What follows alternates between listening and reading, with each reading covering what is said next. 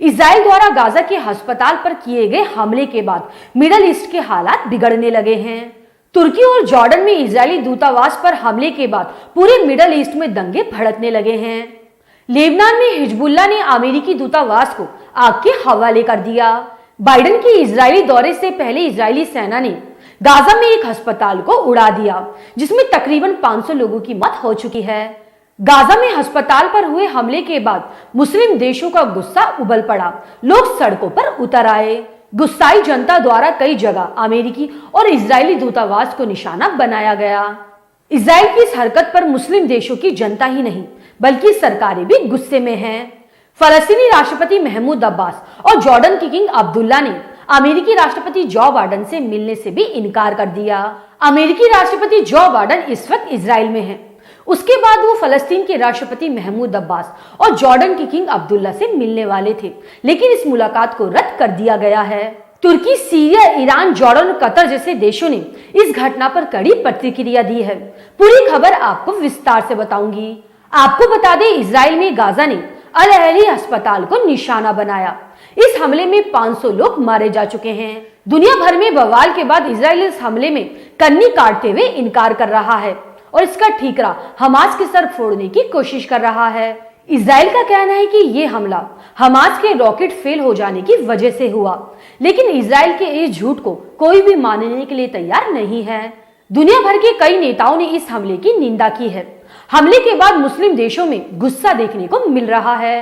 तुर्की, Jordan, France, Lebanon और Britain में इस हमले के खिलाफ लाखों लोग सड़कों पर उतर आए हैं। लेबनान में हिजबुल्लाह ने अमेरिकी दूतावास पर धावा बोल दिया और उसमें आग लगा दी। दूतावास के बाहर जमा हुए प्रदर्शनकारियों को तितर बितर करने के लिए पुलिस को आंसू गैस के गोले छोड़ने पड़े। इतना ही नहीं, लेबनान में फ्रांस के दूतावास को भी निशाना बनाया गया। वहीं इराक में भी अमेरिकी छावनी पर ड्रोन हमले किए गए। फलस्तीनी राष्ट्रपति महमूद अब्बास ने इस हमले की निंदा करते हुए इसे नरसंहार और मानवीय तबाही बताया।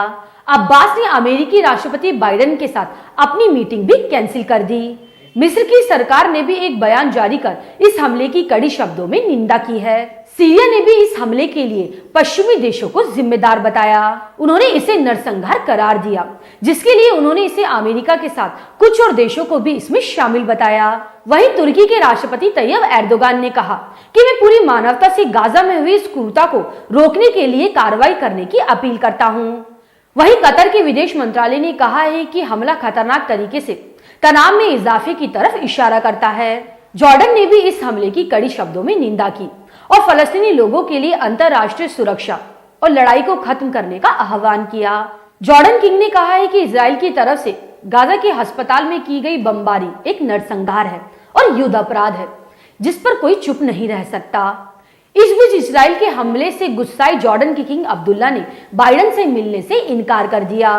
बाइडेन अपने इजरायली दौरे के बाद जॉर्डन में रुकने वाले थे, लेकिन इस हमले के बाद जॉर्डन के किंग, फलस्तीनी राष्ट्रपति और मिस्र के राष्ट्रपति ने बाइडेन से मिलने से साफ इनकार कर दिया।